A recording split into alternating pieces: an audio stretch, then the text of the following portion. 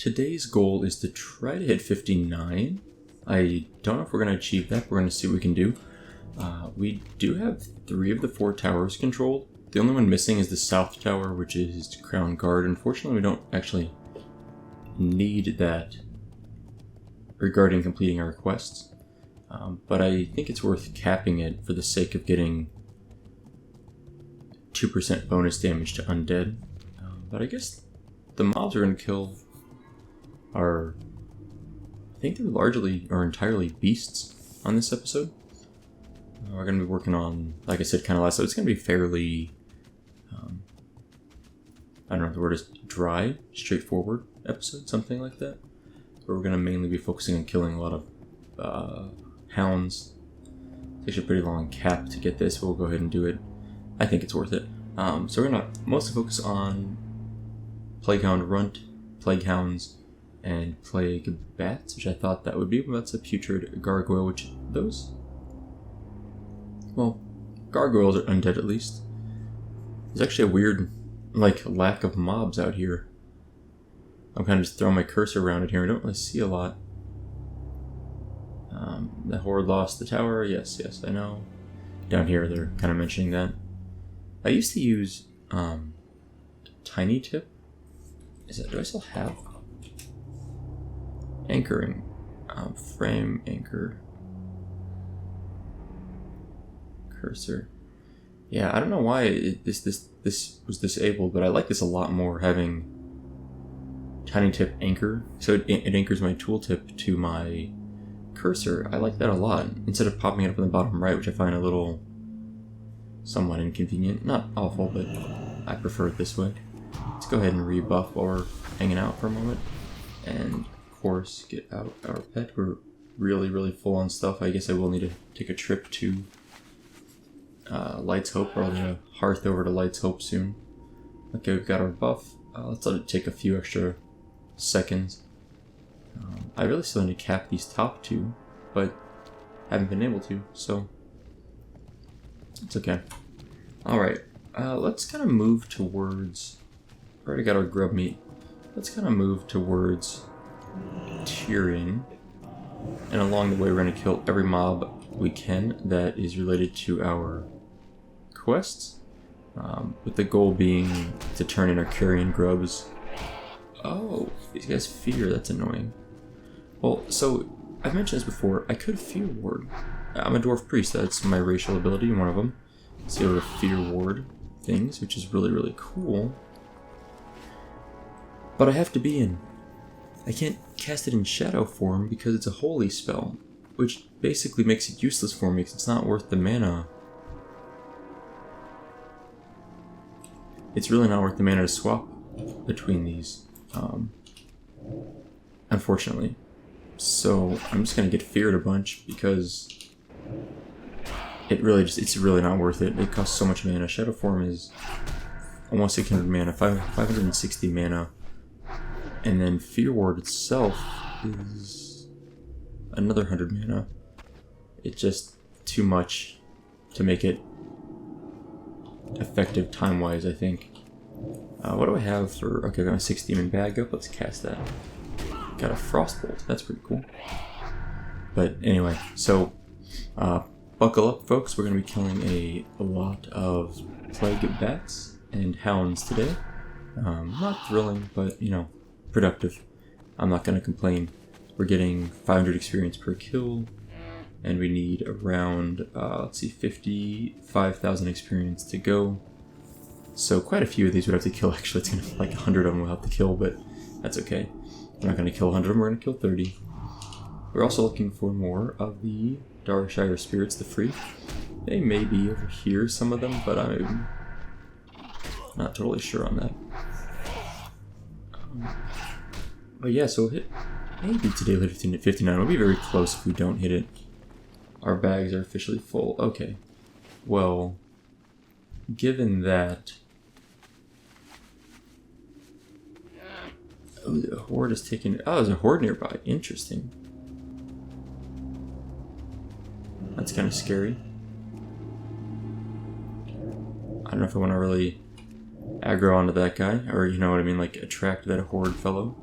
I'm actually going to hearth, I think, in a moment, because I want to sell a lot of junk in my bags. I'm considering going to Tirion first, because I think he gives me a follow-up quest. This guy's actually hitting me really hard. I'm going to pull one of these, and then that. Okay. So I'm going to go straight to Tirion.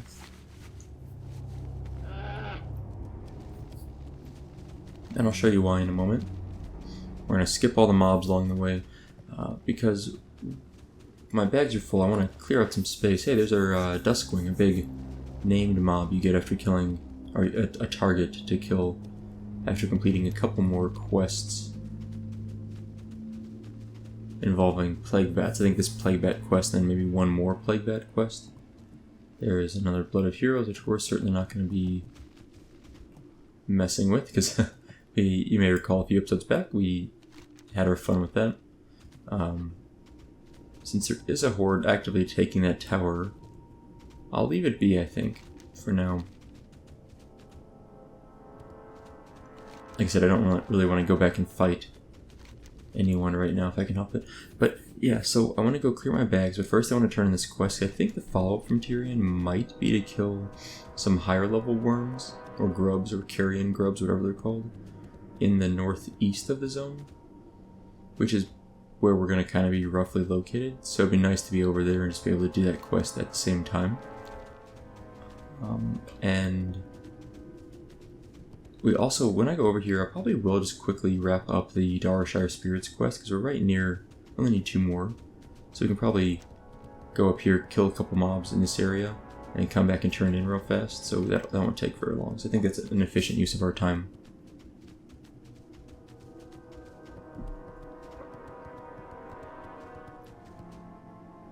I haven't done so yet, but I plan to look up the Heroes of Darashire and decide whether or not that's a quest we can solo. I think we can. And it would be nice to solo it and get that done, because I think completing the heroes, the villains, and defenders of Darashire quests, all 3 of those, leads to another cool quest afterwards. I've always liked this waterfall, by the way. I don't really talk about it because not much to say, but I've always kind of liked this waterfall. I think it's kind of cool to see a little waterfall on the side of, you know, kind of cutting off Eastern Western Plaguelands. Alright, Tirion, carrion grubbage.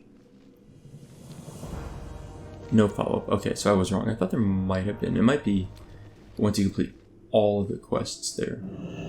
That's fine. So, let's hearth back to Light's Hope Chapel. Sell some junk. I also just realized, I don't know if it's just coincidence, but all my, look at all my potions, none of them are complete stacked. I somehow managed to like use them up in uneven, like just click them randomly, to the point that I guess I burned through them, one of each stack. Evil Battle, wow, it's also 20 silver. 15 arcane resistance. I don't think this is ever useful. Hemea's Slayer. That looks really cool, by the way. I wanted to show this off. It's a very cool looking sword, but not exactly the most useful for us. I don't think this 3 of Warlords is actually worth very much. I could probably sell it for a little bit more in the auction house, but I don't really feel like dealing with it. Larval Acid I'll hold on to, because I don't know enough about the pricing of that, but I think it has decent value. Slab of carrion meat. That was just from Tirion. We don't need that. I'm gonna just vendor that mage weave, which is such a waste, but I'm lazy. Okay, not bad. Not bad. Let's buy one more little thing of Morning Glory, dude. Ooh. That's a guildie. Okay, let's go north. Is Spirits of Darashire. This diseased flare will work for that. I'll just get a tick of damage on him. He'll come and attack me then. There we go. We need one more after this guy. Pretty convenient. I should really have like you see my hotbars down here, I'm scrolling through them. I should really have a second row for Holy Spec and Shadow Spec. Like I have this one here, like heals one of my hotbars the whole time. Literally can't use it in Shadow Spec, which is why almost everything else that's Holy Spec I removed. But that's like the one holdover that I never replaced with anything. Although I mean I should. There's no reason not to have replaced it, but. Alright, where's our guy? We don't need Scourge Champions, we need Ghouls. I think I see one, there we go. Okay, looks rather ghoulish. Okay. So after this kill, we should be done with this quest at least, which is nice. I'm gonna move around my trinkets in a second here. Once I kill this guy. Can't do much with a 6-demon bag for a while. Okay. All of them are freed. Let's go turn in this quest. So every quest we turn in, so this mob, how many? We got about 700 experience. So we're getting between like 6 and 7,000 experience per quest turn in right now, which is about equal to 10 mob kills. So, for example, in this quest we killed 15 mobs. Turn in the quest to get 10 mob kills worth of experience, roughly. That means each mob we're killing is actually worth an extra almost 50%, I think, experience. I think we turn this in here. Defenders of Darashire. It is good to hear you found the tortured souls of my brethren and freed them. My heart will be blessed, knowing at least some of the defenders of Darashire no longer wallow in the vile subservience of the Scourge. Be careful. Happy to help. Yeah, so Heroes of Darashire. I'm gonna quickly rebuff. I'm gonna quickly look this up and see if this is a soloable quest or not. I think we probably could. Because I think these might be humanoid mobs in Hearthglen. Let's see.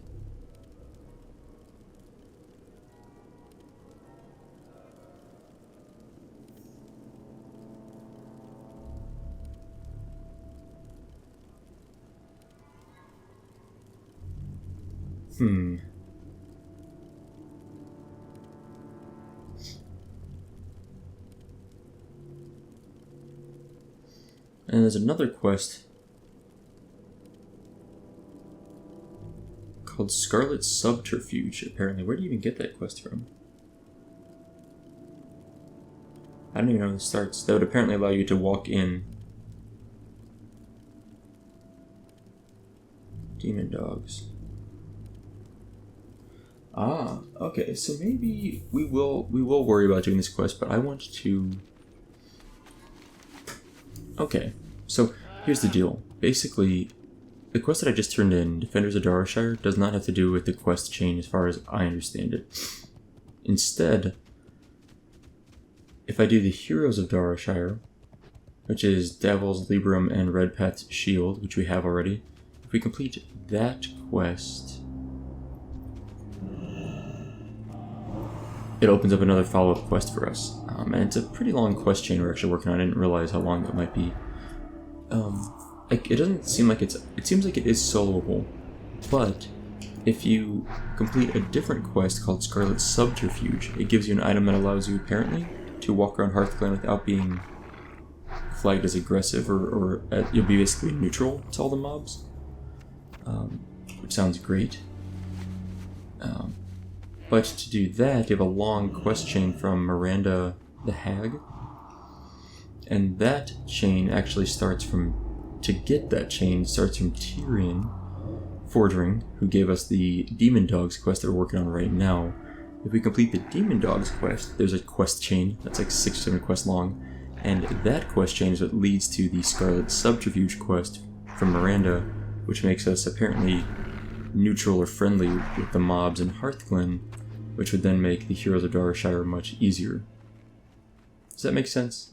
Long story short, we want to do this Demon Dogs quest first, then do a lot of other quests, and then do Heroes of Darashire, which then leads to a lot of other quests.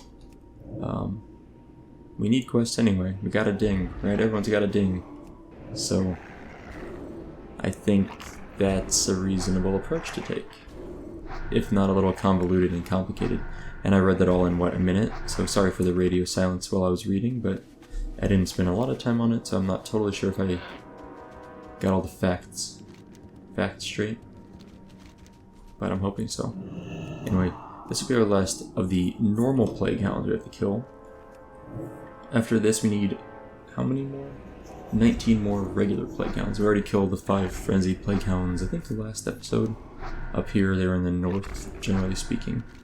It's kind of funny how many quests are down in this half of EPL, and how few are up in the northern half. I wouldn't say few, but at least the ones we're doing seem to be concentrated down here in the bottom part of the zone. Yeah, so we could go, not Tears Fall, we could go up here and do this manually, but I don't really know if it's worth it. It seems unnecessarily difficult if there is a way to make it easier later on. And either way, I want to do the Demon Dogs quest. So why not just do the Demon Dogs quest and then come back later? So that's the plan for now. Winterfall Ritual Totem. Oh yeah, I'm not neutral, that's right. It's like, why do I still have that quest? And because I picked it up kind of at the end of Winter Spring when I was leaving. And I really didn't want to grind out Furbolg rep. It's just one of the most boring things to me. I've killed a lot of Furbolgs in my life, and killing a bunch more just to get a rep gain is not highly appealing. These guys are so annoying. That fear, that's just the fear, you know? It's not anything else. Sleek. Yeah, we're gonna get a lot of gold and silver from these guys, I think.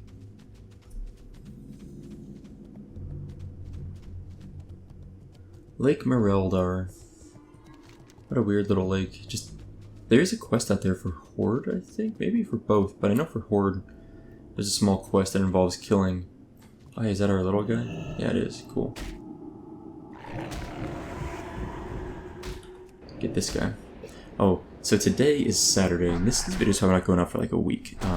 Today's Saturday the 28th of July. Not June, thankfully, not that far behind. And I'm going into work today in my lab. I work recently, not as many weekends, but usually I work fairly often on weekends.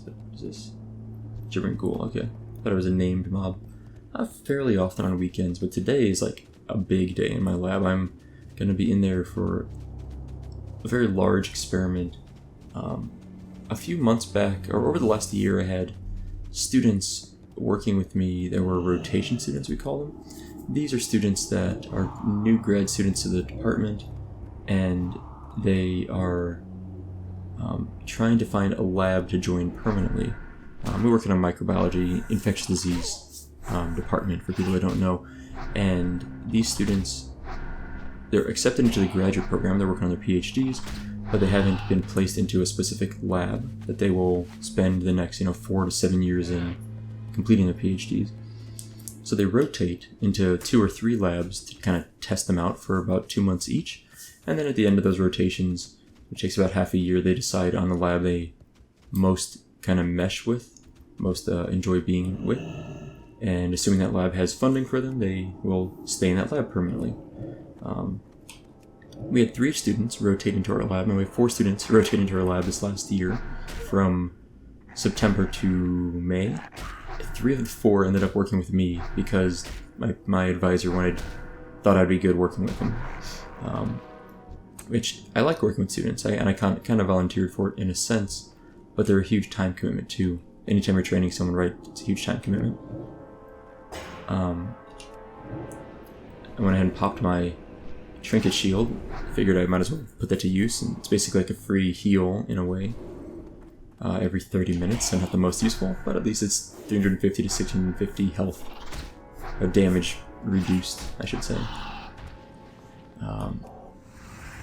So these students, they all worked on a project together because I didn't know what else to do with them, honestly, and not together, but like they each worked on a part, because they were staggered. So one student was there for 2 months, then the next student was there for 2 months, then the last student for 2 months.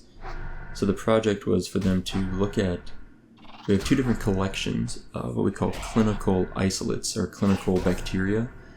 These were bacteria collected from patient samples. So patients were infected either in the hospital or came to the hospital with an infection, and then we helped treat, or not we, but the hospital treated the patients. Oh, I did not mean for this guy to aggro both these. Let's do this. Well, I went ahead and just dotted the bat and feared them both, so I could kill this guy without the other one fearing me, which had been really annoying, to have them both whack me while I'm feared. So we have literally like thousands of bacterial samples from hospitalized patients. We have two collections, one from Taiwan, one from the USA, and we're comparing these two collections and trying to understand why they act differently. So we have what we call a phylogenetic tree or cladogram, and this phylogenetic tree or cladogram is a graph that basically shows the genetic relatedness of all these bacteria. And what that means is you can, so, you know, just like humans, we have different DNA, different genes, or different modifications to our genes. We're still human, but we have things that make us different. Eye color, skin color, hair color, as obvious, we call this phenotypes, or, you know, physical or obvious changes. So we have these phenotypes that are different, but we're still human. These bacteria are all the same type of bacteria, the same species, but the strain or the isolate varies between one another. And so we have this, instead of software, plug in all their genomes. We have them all whole genome sequenced. We plug all their DNA into the software, and it tells us how closely related each bacteria is to every other bacteria. That's kind of cool. So we have this related, what we call like this genetic relatedness. What we find is that even though some of these were isolated from Taiwan and some of them were isolated from the US, some of the Taiwan strains and the US strains, a lot of them are very closely related. So even like, there might be a strain from Taiwan that's more closely related to a USA strain than that USA strain is to other USA strains, which maybe isn't that surprising, but it kind of gives sense of how global bacteria are and how easy it is for bacteria to, what do you want to call it? Either travel, or just how diverse the world population is in a way that even though we have maybe a sample from Massachusetts and one from Texas, they're they're very different, whereas one from Massachusetts and Taiwan are actually very similar. So it's kind of cool. Anyway, so we have the relatedness, but one thing we also notice is that because there's genetic diversity among them, they act differently. So some of these bacteria are very infectious. Maybe you need 100 of them to kill a mouse or a human, and some of them you need 100 million of them to infect or kill a mouse or a human. So that's kind of interesting. We want to know why there's this variation and what genetically causes this. And some of these things are known. We call them virulence factors. And so we have some sense of why some are more deadly than others, but not always. And that's what these undergrads, one of the things we're looking at is it possible that some of these bacteria pass through the human gut, like the GI tract, gastrointestinal tract, more easily than other bacteria? And if they do pass more easily, what's the reason for that? We assume that they have a genetic difference that allows them to survive the low pH environment of the GI tract. I think the GI tract can get down to a pH of like 2.5 maybe. It's pretty acidic. That's pretty harsh and tough for things to survive. It helps us break down food also partially, right? So what basically, long story short, is the graduate students collectively screened like 50 of these strains and determined and ranked them from most acid resistant to least acid resistant, and that was allowing us to see that, oh, some of these are more resistant than others. What I'm doing today, because they did these in batches, there's 3 students kind of splitting it up to some degree, it's hard to compare them because it was never all done all at the same time. So what I'm doing today is I'm taking all these strains, like about 50 of them, and running all of them together at the exact same time to check if the results from the students are consistent and comparable across one big test. So it's a long test. It's like a 24-hour experiment, and I have to take samples at like the 5, 10, and 24-hour mark. So the 10-hour mark's really annoying because it means I get in, spend a couple hours setting up, start the experiment, and then 10 hours later I have to take a sample. So what that means is that I will be in there for at least 12 hours today. 2 hours to set up plus 10 hours of before I sample at the end, and that sampling takes at least half an hour, so it might be closer to like 13 hours all said and done, assuming no big delays anywhere. So that's my Saturday, sitting in a lab and setting up an experiment, taking a lot of samples, and while I'm waiting, because I have those breaks in between, it's not really worthwhile for me to go home in between for the most part. I'm working on a grant for the National Institutes of Health. I'm applying for the NIH. So I will be sitting at my desk and writing up like parts of a 40-page, I think it's 30 to 40-page application for a grant, which I'm hoping to get, which would give me 2 or 3 years of research funding, which would cover my salary plus travel money for conferences to present some research, and also some money for research supplies. So we'll see. I've got a lot going on today, but I'm excited for it. It should go well. Even if it does work perfectly, I still have to do the whole thing a second time on another day just to get what we call replicates, basically, right? Just to make sure that it's consistent even on separate days. So that's going to be a little annoying in a few weeks. I'll probably do that again, but yeah. So anyway, sorry for the 10-minute detour, but as it turns out, there's only so many things you can narrate about killing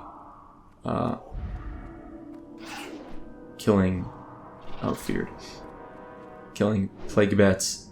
This guy just reset on me. I hate the leashing on this server. That's broken, right? There's no way that should have leashed that quickly for me. And like, right, that just, I swear that is too short. I'm convinced it's way too short. I could be wrong, but I'm pretty sure it's the case. I didn't have a dot on him, to be fair, so it wasn't like I was actively generating a threat, but it still felt too short. Ooh, Star Ruby. Throw that in my bank out for maybe some crafting. I don't know what I'd actually use it for. I know it has uses, but I don't know what I would use it for. Okay, I'm just gonna let him whack me here. The next mob I'm gonna use Vampiric Embrace to get a little bit of health back, but I don't feel like spending mana on this guy. Ooh, Impenetrable Bindings of the Whale. As you may know if you watch the series, Of the Whale is my favorite. I don't know if anyone's on guild. I used to be in a guild. I'm still in their Discord, and I'm friends with a lot of the people from that. Called Of the Whale.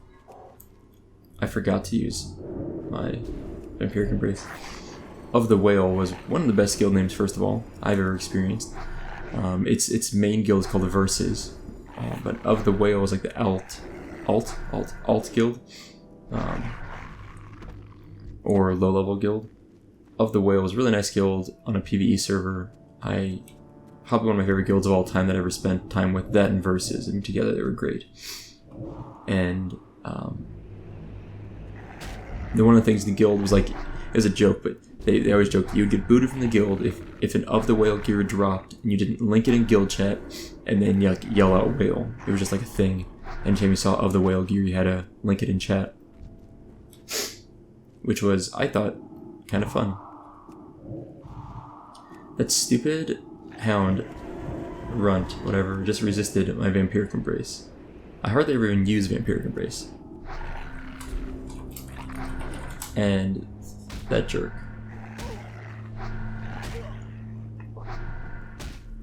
You know, I didn't mention this, I think, on my vanilla series, but if you watch my Legion series, I showed some photos, or if you're on my Twitter, you might have seen some photos probably weeks ago now, like 3 or 4 weeks ago, that I was in New Hampshire, and I was at a conference, but I was also mountain biking for like one afternoon. I was 44 random teams platinum for a while. And never did any other ladder. So I was, if you ever played StarCraft 2, if you're reading chat on there, I was literally, the only laddering I ever did was, what was it called? It was literally 4 versus 4, with random 4 versus 4, so I didn't like pick my teams or whatever, and I was like platinum ranked, which apparently isn't like that good, but for 4 versus 4 random, that was like masochistic level of, like, I don't know how to describe it. It was like a pickup group, and with like terrible people. Everyone was terrible at the game. And this was like years ago I did this, like when the game first came out almost. I was like, oh, I'm gonna be like the best at random 4 versus 4s. Like that was my thing I wanted to do. So for like a month or two, I just played that heavily, and I got good at it. Like I got good at not just like micro and macroing, but I was good at understanding how bad my team was. Usually that's what the trick was just trying to organize the team. Be like, okay guys, or girls, here's the plan. I'm gonna make this as my main unit, maybe a couple, and this is my kind of secondary unit. Each of you should try to pick one unit to complement this, or I would kind of do the opposite, where I would complement whatever they were making, because half the time they would ignore everything I said anyway, and it was chaotic, but it worked out. It was a lot of fun. Like I really enjoyed it, but I haven't played, like, I wouldn't call it competitive, but I haven't played StarCraft 2 really in like the standard mode in a long time. I've played some custom maps a little bit, but mostly StarCraft 2 I never got into too heavily. I spent a lot of time mostly playing, I really played Warcraft 3 a ton in the Frozen Throne. I didn't really touch StarCraft 2 that much outside of this offline single player campaign. How are we doing on towers? Still the same, okay. So back to my story. I was mountain biking in New Hampshire. I've never mountain biked before. I've biked a lot, never mountain biked. Wiped out once. It was like a 3-hour bike ride, 2.5 hours. I wiped out once, but it was like a pretty bad wipeout where I was going downhill and I wasn't slowing down because I kind of enjoy just going fast, and my front tire hit a tree root and like slipped off of it. It was like parallel to the tire, slipped off, and like my bike just went down to the side. So I was going downhill, landed on my right side. My hand got my hand was bleeding, my forearm was bleeding, my right knee was bleeding, and because I was going downhill, I rolled a little bit, so my left shoulder on the back was also kind of scuffed up. So I was bleeding from all these different parts, but I was fine. Like I didn't, I finished the bike ride, I was okay. I went back to we actually had like a condo that was rented out for like me and a few random people that I had never met before. And we,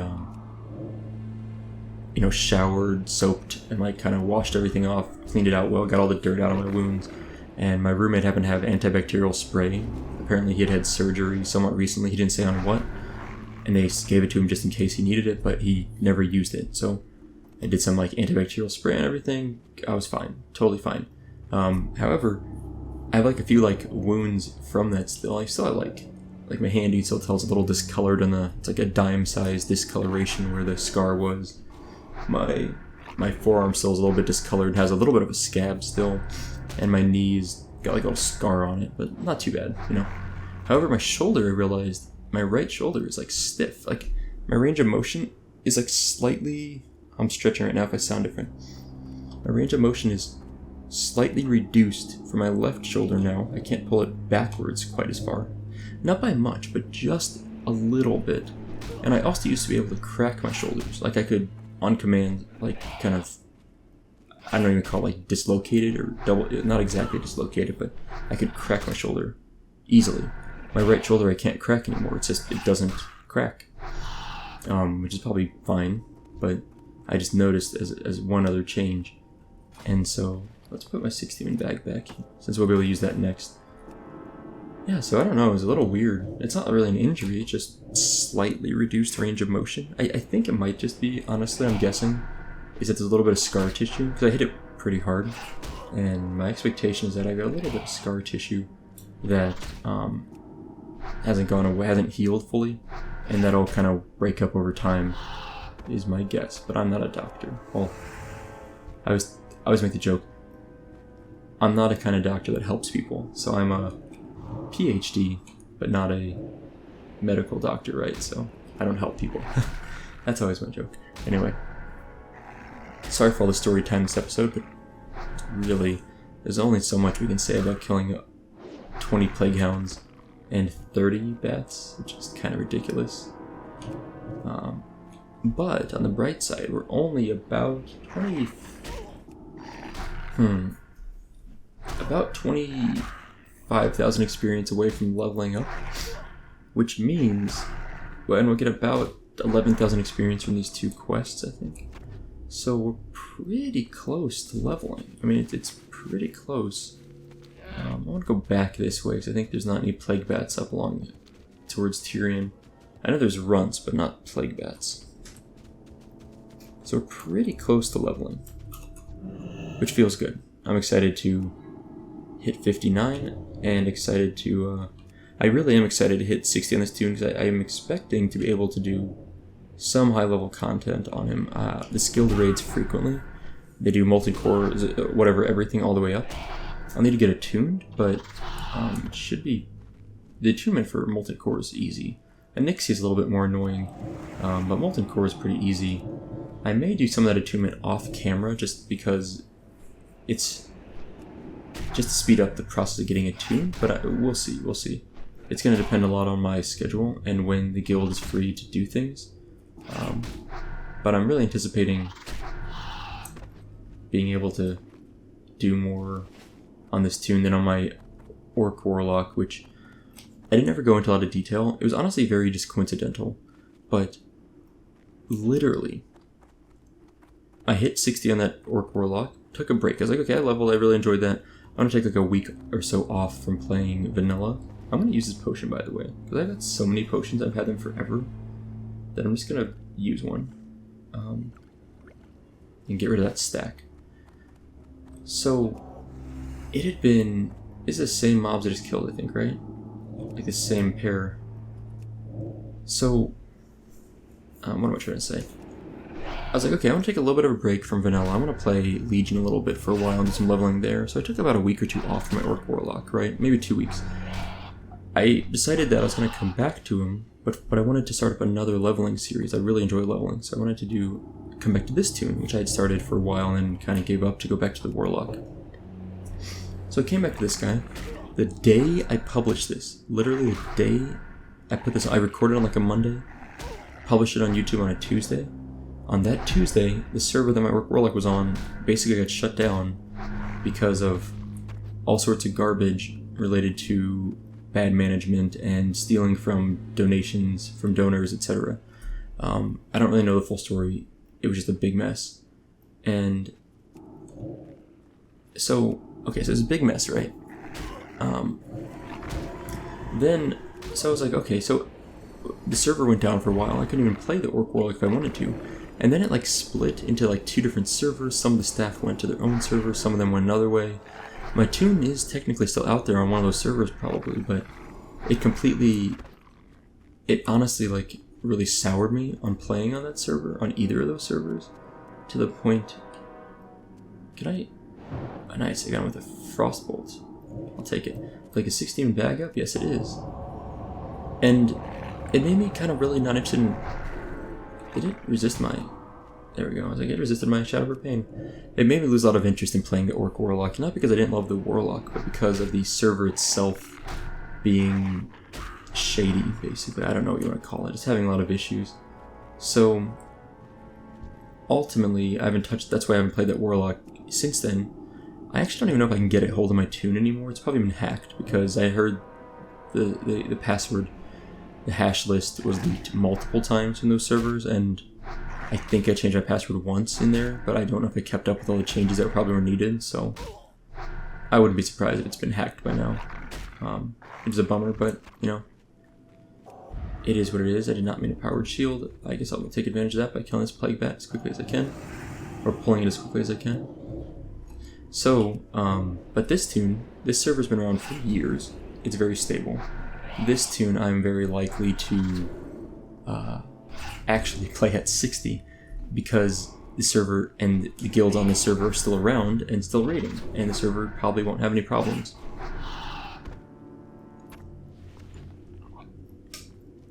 It is a very low population server. That's annoying. A little lower than I like even. I don't mind low pop, but this is probably very low. But if I can raid, then why do I care? So, you know, whatever. Well, as a note, we did finish the Demon Dog's quest. However, we still have 6 plague bats to kill, which I would like to finish, and then we can turn in all these quests at Tirion at the same time, so I'm looking for plague bats right now. We only need 6 more, so we're 80% of the way through the quest. I know there's plague bats around here. There they are. It's like, where are they though? I'm like really having trouble finding them. Oh, I hate those resists, especially on when it resists the stun or when it resists my mind flay. Both those annoy me. Anyway, so I'm excited to hit 59 and expecting to be able to do some 5-mans and high-end raids on this tune over time.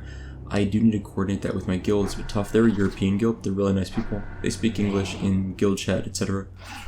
So it's easy to work with them. I was actually originally invited by randomly. I think the guild leader knew I was on the server, or one of the officers, and was like, hey, you can join anytime. I was like, okay, let's do it. So I joined. And that's all she wrote. So, yeah. Nice skill though, but I tend to play kind of off hours from them again because they're European and I'm American, although I play really early in the morning, which is like on weekends they're around pretty good because it's like afternoon time. Like right now there's 13 people on. I don't know what they're doing. Like I don't know what anyone's doing, but yeah, but they're here. So it's not like I'm all alone, which is nice.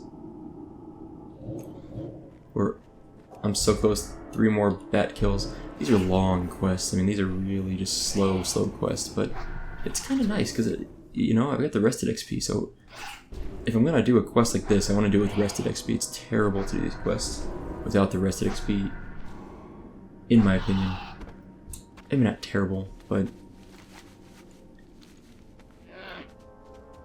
a little bit annoying, I guess I would say. Not even annoying, just it feels less useful without the rested XP that I have, right? Because I would be getting half as much experience, so it's actually a huge difference. Like a massive difference.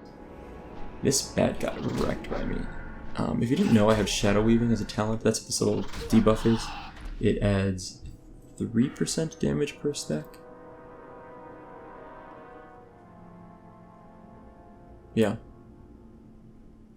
Every shadow spell I cast has a 100% chance to increase the next shadow spell damage by 3%, which I believe stacks for, you know, warlocks, any shadow damage. So it's worthwhile to use, maybe in raids if you have 16 debuffs. I'm just literally pumping out all the damage of this guy. Okay, we are done with that quest. Cool. We've got 2 quests to turn in. They're going to get us very close to 90 to 59, but they won't ding us. They will probably give us about, I'm going to guess about 11 to 13,000 experience if we're lucky, 13,000. And that's going to be a little short, but we'll probably get a follow-up, and we can see what the follow-up quests lead to.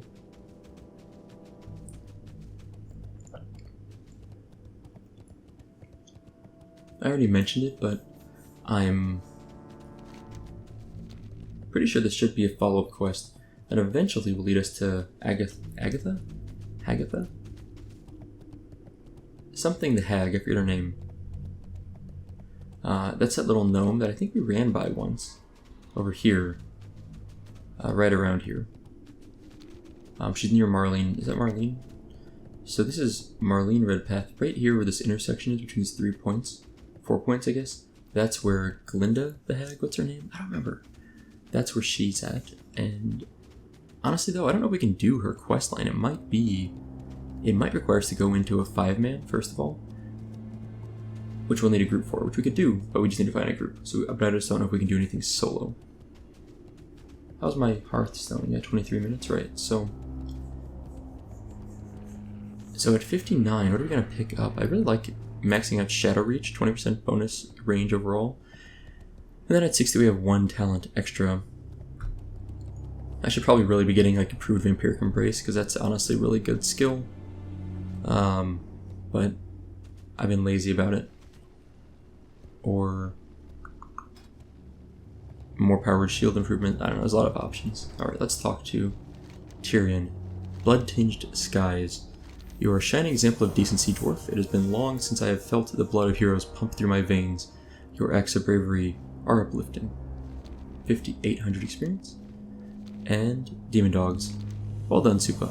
Come, rest. Let us eat and talk of days long past. 5,800 experience. Redemption. You have worked hard, friend. Rest your weary bones and allow me to properly introduce myself. Listen to what Tirion has to say. Alright. We got story time, folks. I must apologize for not being entirely truthful with you in regards to my identity. I had to be certain that you could be trusted. Few people would have selflessly lent assistance to an old and forgotten hermit.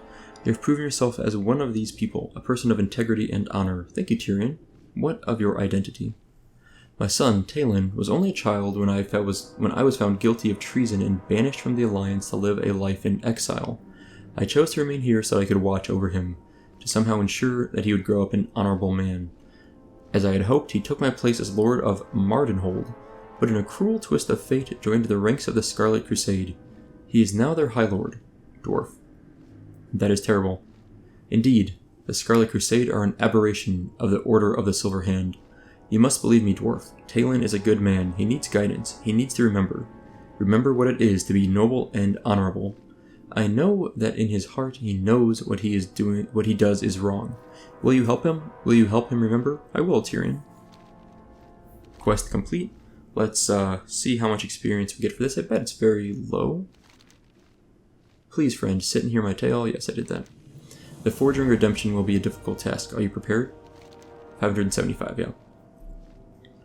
Okay. To help Talon regain what he has lost, you must gather items from his past. The first such item is a toy that I gave to him on his 7th birthday. It was his most cherished possession, a miniature warhammer. An exact replica of my very own. After I was banished for treason, his mother told him that I had died.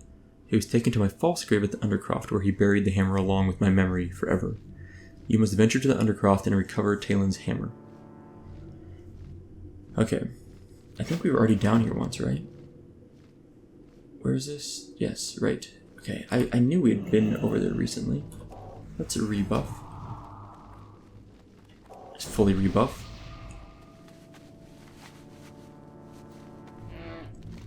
And down we go. Yeah, so we'll grab this quest and turn it in, and then if that doesn't ding us, which I don't think it will, I think it'll get us pretty close.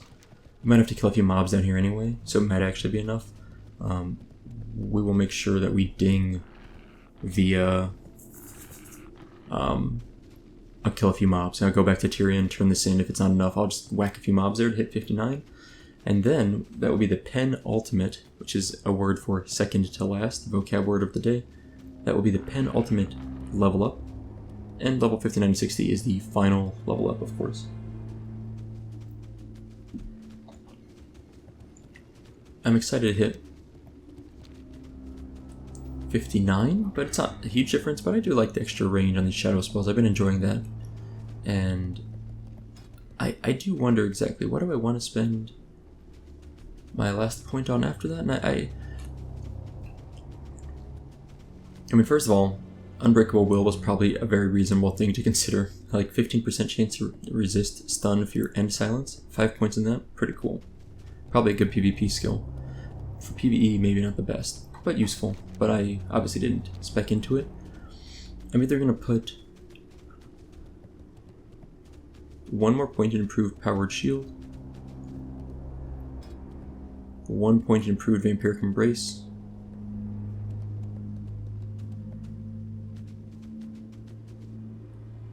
Is Mind Blast really an 8-second cooldown? I never realized how long that is. It seems so long. I might spec an improved Mind Blast. You drop that cooldown a little bit. I do use it a lot. Half second isn't bad. Nothing else really appealing. It's either improved Vampiric Embrace or improved Mind Blast, I think. Holy... Am I getting distracted to go the wrong way a little bit? Yeah, none of the holy spells are good for me as a Shadow Priest. So, it's probably going to be improved Mind Blast, because I use that frequently. So that'll have a lot of use, whereas I don't always use Vampiric Embrace, even though I probably should be using it more. Alright, I'm trying to figure out a way over to this grave. It's back here, isn't it? Yes, Tirion Fordring's grave, okay. And I can shackle these guys because they are undead, so I'll keep that in mind. We still have, what, 3 of the 4, so we get 3% increased spell damage. Cool. Oh, that's stun. I was like, why am I not wanding him? Yeah, I got stunned, that's why.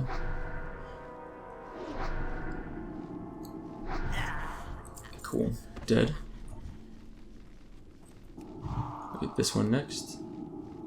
I'm actually kind of surprised I got line of sight on that mob. I just barely had line of sight, but I did. I'm gonna get knocked down, right? No, not bad. I mean, I will in a moment probably, but... How much experience do I get for killing these 52 trolls? 400? Okay. That's with rested XP. It's pretty weak. There's the loose mound of dirt. Loose dirt mound, I guess. Let's grab this.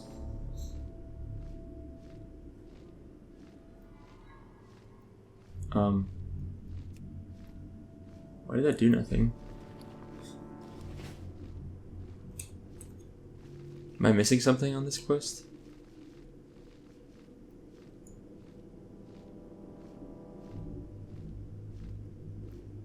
Why is this not working? Oh, Jesus. Okay. I see how it works.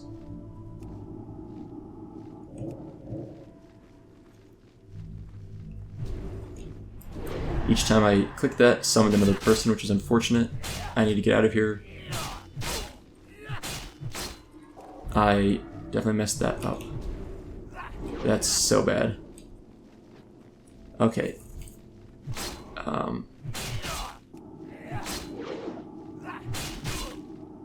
Is it time for Mind Control to shine? Nope. Time for me to almost die, though. Okay, some of those despawned at least. Right, so... Okay, well, that was a little dumb. Alright, I'll fix this. I see how it works now. I thought I just looted it from the grave pile, but obviously it's not the case. And each time I click it summons mobs. So, let's heal up. Eat up, drink up, and then what we're gonna do is pull maybe this guy to get it out of the way. That should be pretty good, yeah.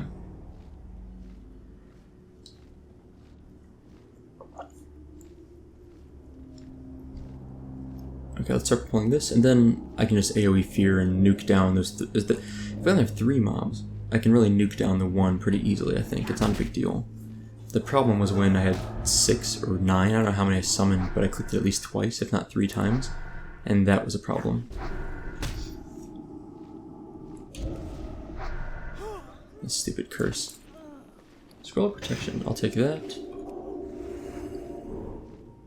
Okay.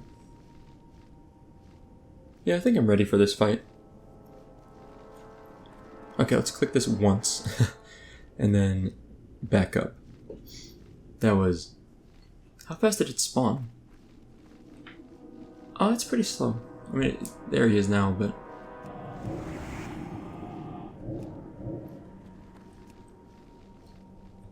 Oh, there are 3 of them, though. Or 4 of them, I should say.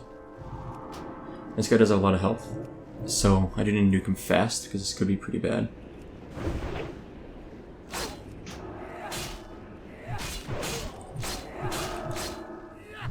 Oh my god, I want to die right now. Wow. Okay, that stinks. And I'm in... Okay, my... Pretty close by. How do I do this, then?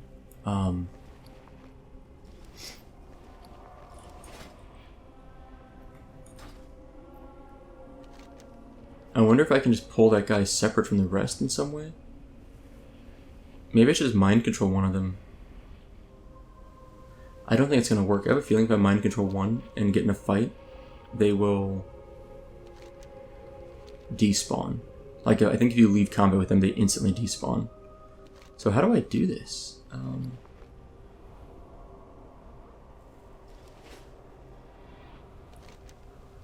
I didn't perfectly use my shield, but still, I don't really know how to do this. They're humanoids, so I can't... Maybe they are undead. No, they're humanoids. Like I was able to cast... I was able to cast mind control on one of them, right? So... Let's make sure I'm in shadow form this time. Instead of like what I usually do where I forget to shadow form. I'll drink and then go from there. Yikes, this is a tougher quest than I thought it would be.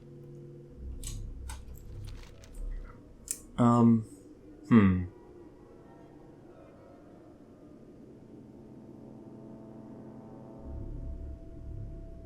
gonna try mind control. I'm just gonna see what I can make happen with that. Ugh, annoying. I'm not exactly optimistic, but it's worth a try, at least. The mind control, I mean. I'm almost about to ding. Maybe I should just kill a few mobs and just ding. Like, kill like 5 or 6 mobs and level up. That would make it a little bit easier, right? I think I will. I need to clear out some space here anyway. But I think that's the plan to go with here, is just level up. We're so close. We're like 2% of the way from leveling. I'm getting with 400 experience per kill. I need about 4,000 experience, so maybe 8 or 9 kills. It's not bad. Yeah, I think it's a reasonable approach. Just level up, make it that much easier. Although we might just stop after I ding. I may just kill the mobs, ding, and then end the episode here, and then next time come back and we'll actually take on Talon.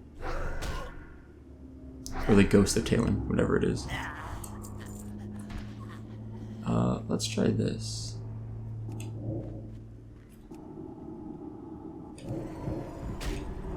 I'm a little low on mana and health, but I think this will work out okay. This should put me at about 2,400 experience away from leveling, so about 5 more kills after this, I think. Yeah, that's not too bad. Let's go kill 5 more mobs. Kind of a weird plan, but I don't know, like, I mean, I'm that close to leveling and I was almost able to kill him. It was pretty close. If I work it a little bit better, I think I can make it happen. So, given how close I was, I think it's reasonable to go ahead and just kill these guys off real quick. Ding, and then go from there. Thandir is actually the person that invited me to this guild originally. So, I was mentioning earlier, someone not recruited me, but just was aware that I was playing on the server and invited me to play with them. And yeah, I was excited about that. And it's been a nice guild, so happy to be around. Okay, so what do I need? 2,000 experience of 4 more kills. 3 after this guy. Yeah, because we're getting, over 400 per kills. Okay. I love that range, though. Look at that. That's another thing. I can also stand a little bit farther away when I'm pulling the mob, probably, right? Like, I'm probably standing closer than I needed to for Talon. So if I stand a little farther back, it might be a little more efficient. Like, give a little more space before they come beating my skull in. I think probably got to respawn over here. Maybe? No? Okay. I'm waiting for Spirit Tap. Oh, there it is. I was like, I think it should be a respawn over here somewhere. We'll get him in a second. Let's get this one first.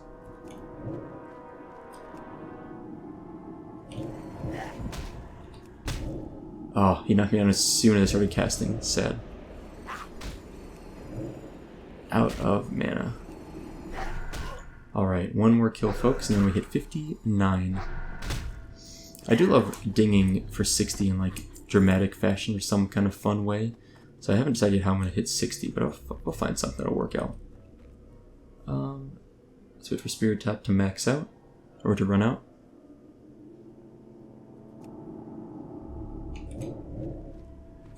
Oh, I literally don't have enough mana to even Mind Flay. That's actually bad. I think we'll kill this guy without dying. Maybe? I'll Psychic... Oh no, I shouldn't Psychic Scream, he won't. He's undead, it wouldn't matter. Alright, one more hit. Wait, how close am I to leveling? Oh god, I'm 90 experience off.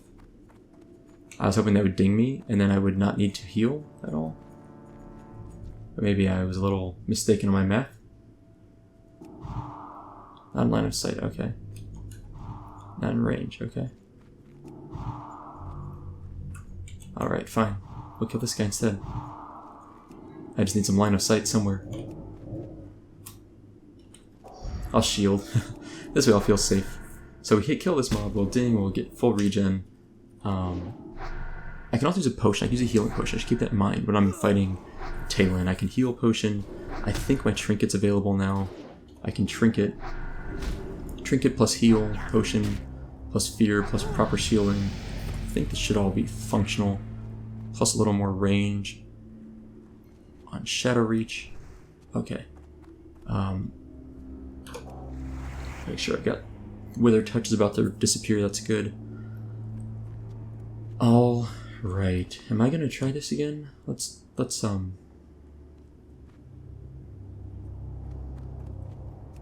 Okay, let's go for this. We'll see how this works. I'm a little... Oh, come on. That could have been really annoying. Good timing though. Like, I mean, if it's gonna respawn... I just like double stunned him, I think. Respawn as soon as I'm about, before I pull this perfect. Okay, dead. Let's, drink and eat. Alright folks, we'll see if we can get this done. Only one level to go. Max rested XP.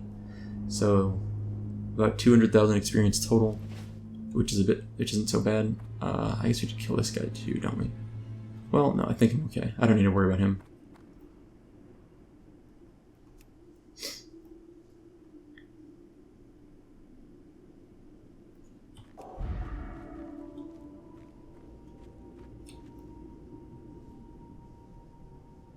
Okay. Let's go for it.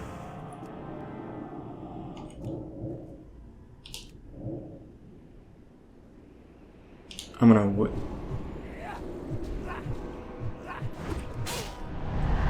I waited to use my...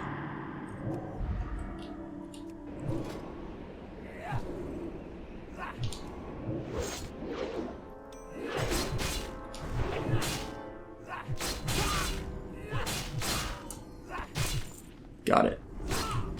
Okay. I got stunned by something there? I don't know what that was. Like, some weird, like, animation or effect or something hit me. I don't have any idea what that was. It sounded like a rogue snuck up on me. But we got our hammer. That was a little bit smoother. I used the heal potion, which was a big thing.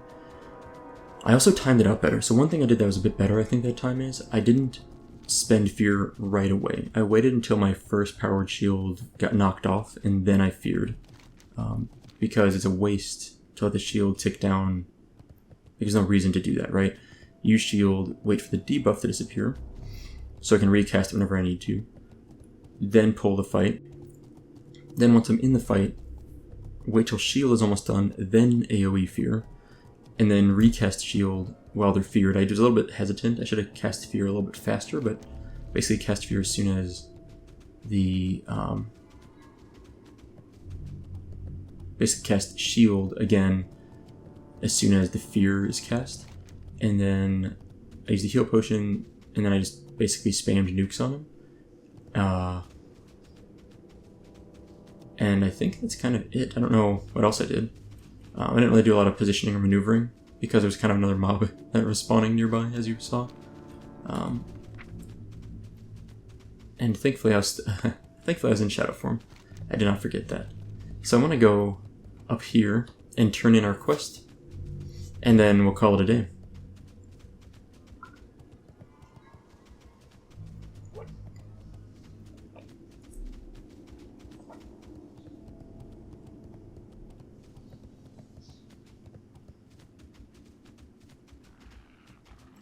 Our little plaguehound friend here is chasing us down. This is a long, as like I mentioned, this is kind of a long quest chain, so we'll see how long it actually takes to get through it all, but I think it's going to be pretty long. I don't know. It's going to be quite a while. I don't know if we're going to get through it anytime soon, but at least we'll get this quest turned in, and I bet it's at least 5,000 experience, which will be at least 5%. No. At least 5,000 experience, it'll be 2.5% of our level, at least, so we should see this bar tick in half, roughly, halfway fill up, at the minimum. Maybe a bit more. Alright, Tirion. He must be redeemed, right? Tirion blinks to hold back tears. It was destiny that we meet, Soupa. You have blessed me with your kindness. 6,000 experience, yeah. The Order of the Silver Hand was utterly decimated when Uther was slain. The boy held out for as long as he could. Pushed to the war-torn hamlet of Northdale, he made his final stand. Were any of the Order left alive, he thought, and did it matter? It was with that thought that Talon threw down the standard of the Order and renounced all that he had known, his honor left upon the blood-soaked ground of Northdale. You must travel to Northdale and recover that symbol of lost honor. Travel to Northdale in the northeastern region of the Eastern Plaguelands, and recover the symbol of lost honor. Return to Tirion Fordring upon completion of your objective. Northdale? Where is Northdale? Up here, maybe? Oh, it's over here. I haven't been over here yet. Cool. Well, we'll hang out in Tyrion's really empty, boring house and call it a day. So, next time we'll come back and continue our Eastern Plaguelands quest and work towards 60. So that's all for today. Thank you guys for watching. I hope you enjoyed it, and I'll see you next time.